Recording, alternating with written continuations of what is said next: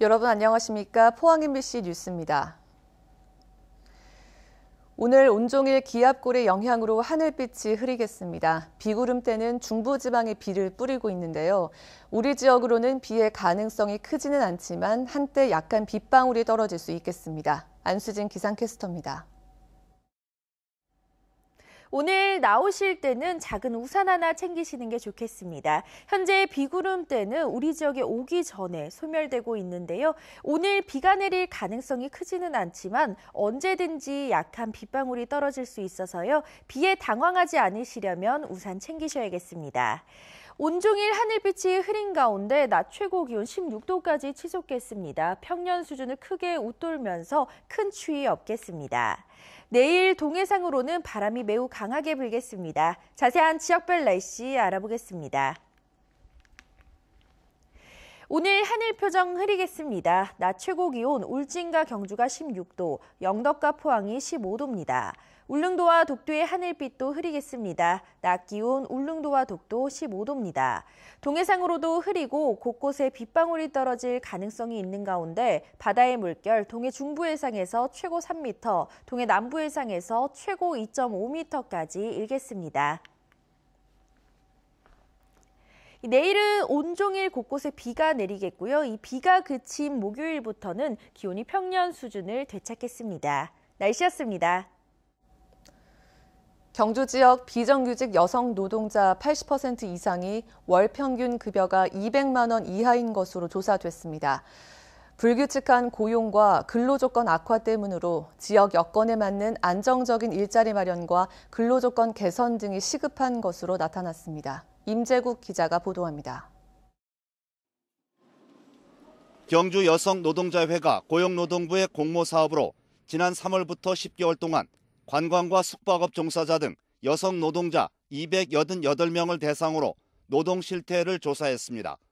조사 결과 월 평균 임금의 경우 150만 원 이상 200만 원 미만이 35.7%, 100만 원 미만이 28.6%로 여성 근로자 80% 이상이 200만 원 미만인 것으로 나타났습니다.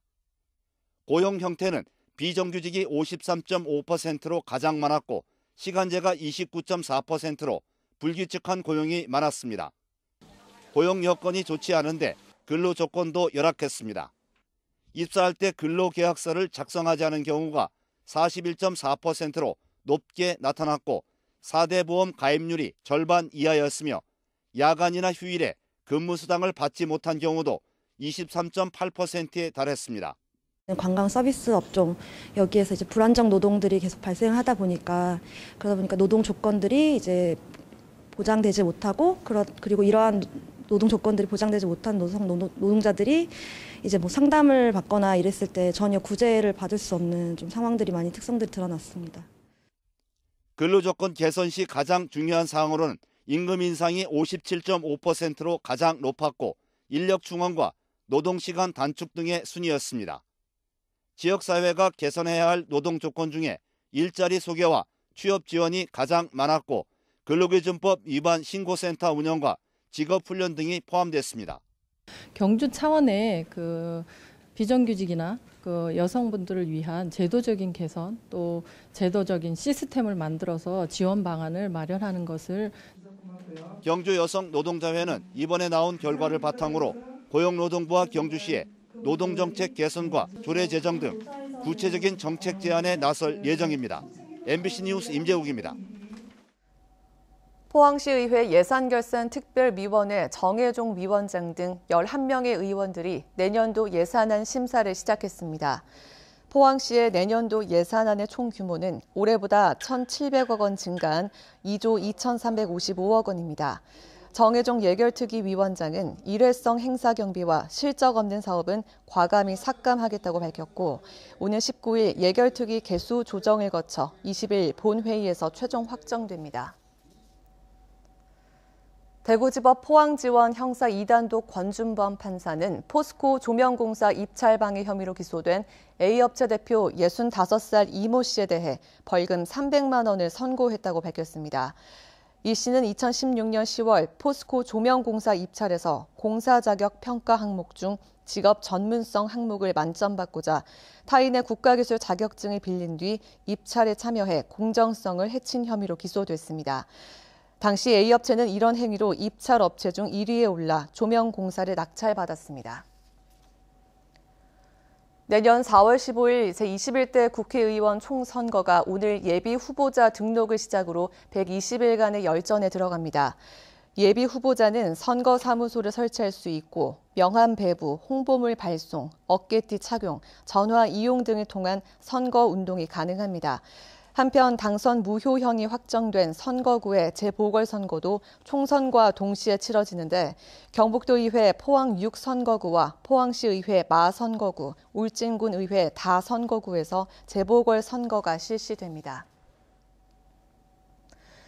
자유한국당 입당 신청을 두고 말썽이 끊이지 않고 있습니다. 누구는 입당이 되고 누구는 미루고 같은 사람을 두고서 된다고 했다가 번복하는 일까지 생겼습니다. 자유한국당 공천이 곧 당선처럼 여겨지면서 벌어지는 일입니다. 보도에 조재한 기자입니다. 자유한국당 경북도당은 2달 전 영천 출마를 노리는 김장주 전 경북부지사의 입당 신청을 아무런 설명 없이 보류했습니다. 김 전 부지사는 중앙당에 이의 신청했지만 별다른 설명을 듣지 못했고 최근 온라인으로 다시 입당을 신청해 승인을 받았습니다. 중앙당은 당적 증명서까지 발급했습니다. 예비후보 등록 준비하고 있습니다. 입당일은 12월 9일자로 되어 있고요. 당적 증명서를 오늘 중앙당으로부터 또 저희들이 받았거든요. 한국당은 이의 신청 중인지 모른 채 입당을 허용한 단순 행정착오라며 입당을 취소했다고 밝혔습니다. 김장주 부의사 이분은 지난번 우리가 이제 입당에 재논의 대상이었고 그걸 이제 우리가 놓친 거죠. 밑에서 우리 직원이 다시 전산에서는 입당이 안 되는 걸로 다시 삭제 처리됐습니다. 지난 1일 공개 오디션에서 대구 동구갑 당협위원장으로 당선된 유성걸 전 의원 역시 1년이 다 돼가도록 이렇다 할 설명조차 듣지 못한 채 입당은 미뤄지고 있습니다.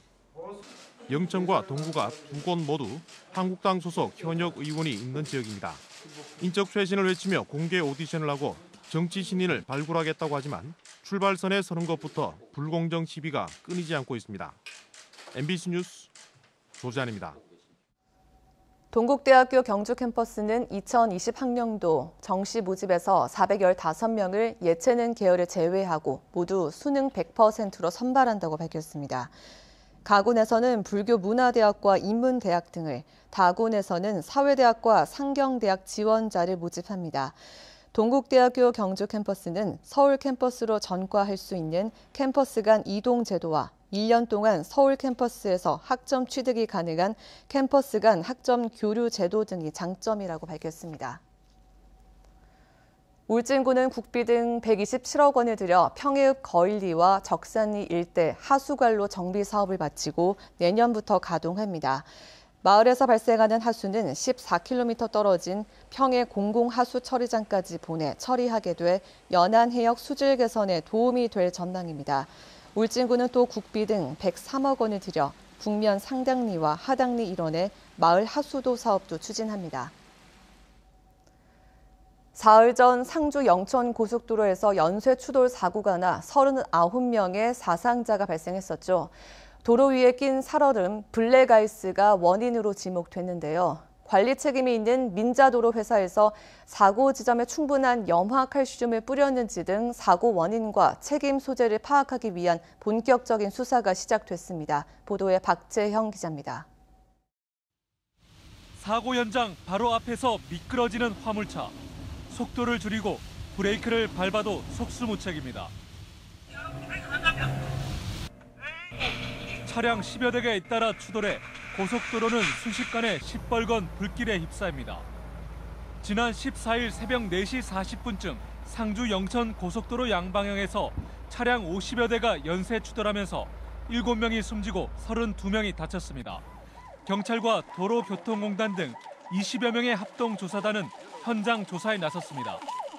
현장 조사는 6명의 사망자가 발생한 영천 방향 도로를 30분가량 통제한 상태에서 이루어졌습니다. 경찰은 드론과 측량 장비를 동원해 제동거리, 도로 구조 등을 확인했습니다.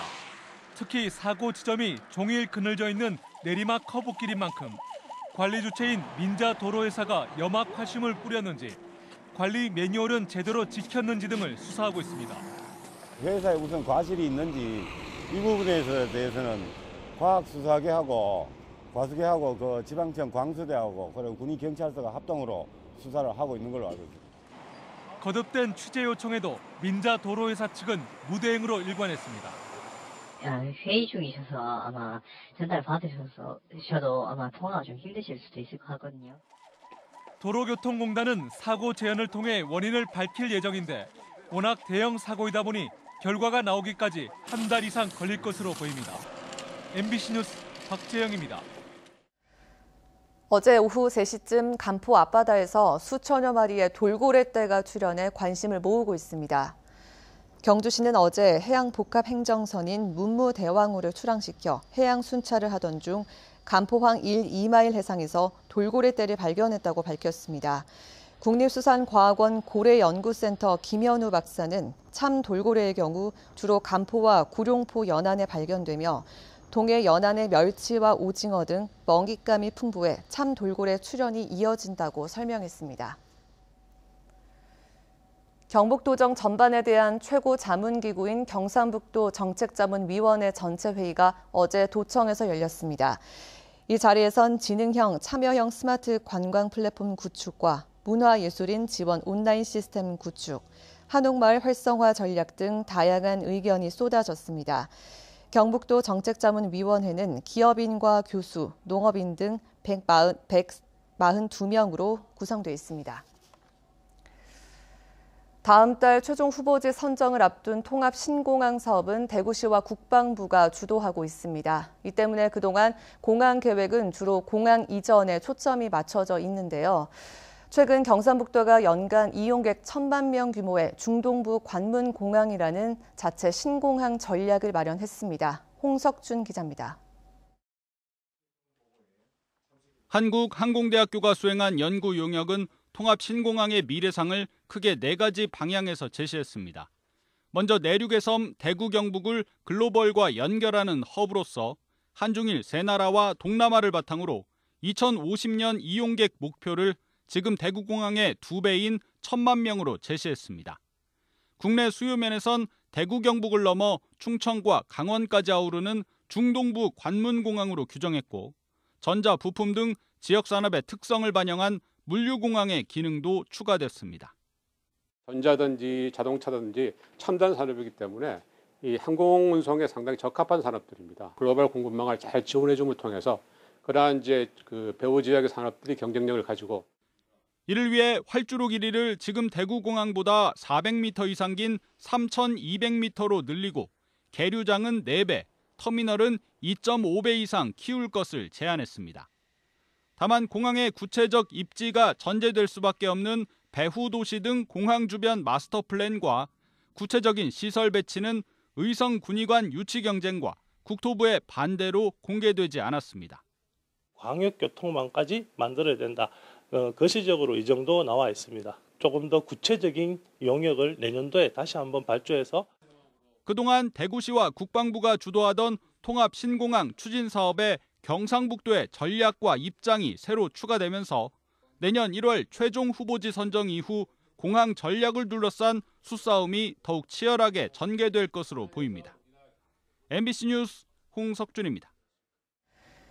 정밀 안전 진단 결과 C등급을 받은 신형산교의 보수 공사를 위해 사업비 5억 원이 특별 교부세로 추가 확보됐습니다. 신형산교는 포스코와 철강단지의 주요 생산품과 수출품을 운송하는 주요 교량으로 하루 약 5만 대 이상의 차량이 오갑니다. 지난 2015년 17억 원을 들여 보수했지만 2017년 정밀 안전 진단 결과 또다시 C등급을 받아 교량 보수가 시급한 상태입니다. 경상북도는 중소규모 회의 등을 적극 유치해 관광산업을 육성하기로 했습니다. 경상북도는 경주 황룡원과 교촌마을 등과 같이 인근 관광지와 연계할 수 있는 중소 크기의 회의장이 많다고 보고 공모전을 통해 이를 발굴 육성하기로 했습니다. 경상북도는 마이스 산업 활성화를 위해 회의장 대관료와 버스 임차비 등을 일부 지원하고 있다며 이를 적극 알리기로 했습니다. 해양수산부는 2019년도 해사안전 우수 사업자로 외항 여객 부문의 대야 고속 해운을, 내항 여객 부문은 사랑수산업 협동조합을 각각 선정했다고 밝혔습니다. 대야 고속 해운은 저사고율 평가에서 만점을 받았으며 고용 안전성과 선박 안전관리 측면에서도 우수한 평가를 받았습니다. 해사안전 우수 사업자 지정 제도는 해상 운송사업자, 안전관리 대행업자 등 민간 주도의 자발적인 해사 안전관리를 유도하고 우수 사업자를 포상하기 위해 2015년 도입됐습니다. 대구 4개의 구군이 대구시청 유치를 희망하며 경쟁을 벌이고 있습니다. 대구시가 10년 넘게 해결하지 못하고 있는 수건 사업이기도 한데요. 드디어 오늘 일요일에 시민 252명이 직접 대구시청 신청사 터를 결정합니다. 권윤수 기자가 보도합니다. 대구시청 입지를 정할 시민 대표가 결정됐습니다. 조사 업무 전문기관이 표본을 추출해 직접 면담으로 동의를 얻어 시민 참여단을 구성했습니다. 8개 구군 29명씩 232명의 시민과 전문가 10명, 시민단체 회원 10명까지 252명입니다. 금요일부터 2박 3일 동안 대구 또는 대구 인근 합숙소에 묵습니다. 후보지를 직접 방문하기도 하고 후보지별 장단점을 학습하고 토론을 벌여 시청 터를 결정합니다. 발표는 일요일 오후로 예정돼 있습니다. 자료를 보고 또 학습하고 또 토론하고 평가를 하게 됩니다.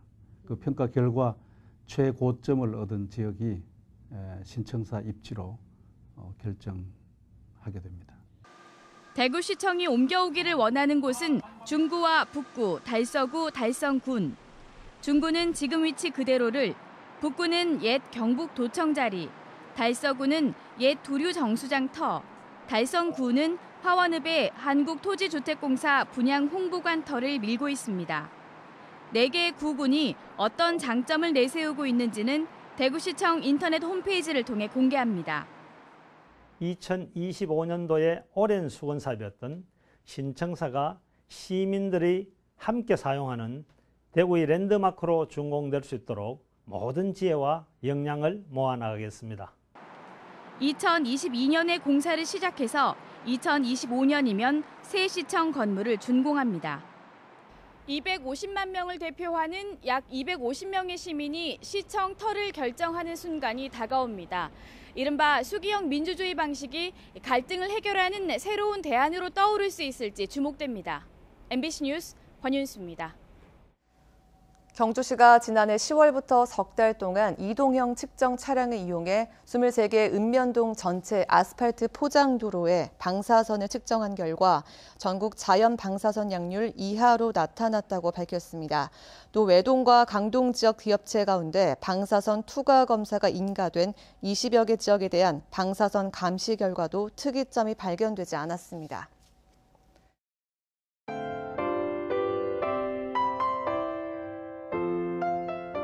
오늘 나오실 때는 작은 우산 하나 챙기시는 게 좋겠습니다. 현재 비구름대는 우리 지역에 오기 전에 소멸되고 있는데요. 오늘 비가 내릴 가능성이 크지는 않지만 언제든지 약한 빗방울이 떨어질 수 있어서요. 비에 당황하지 않으시려면 우산 챙기셔야겠습니다. 온종일 하늘빛이 흐린 가운데 낮 최고 기온 16도까지 치솟겠습니다. 평년 수준을 크게 웃돌면서 큰 추위 없겠습니다. 내일 동해상으로는 바람이 매우 강하게 불겠습니다. 자세한 지역별 날씨 알아보겠습니다. 오늘 하늘 표정 흐리겠습니다. 낮 최고 기온 울진과 경주가 16도, 영덕과 포항이 15도입니다. 울릉도와 독도의 하늘빛도 흐리겠습니다. 낮 기온 울릉도와 독도 15도입니다.